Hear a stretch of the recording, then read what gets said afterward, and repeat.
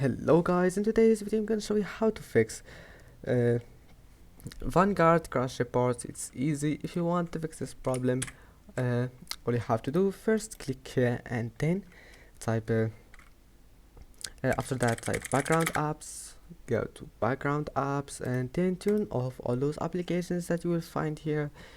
It will help you to free up your memory, and then open task manager and then just scroll down until you find Vanguard crash reports.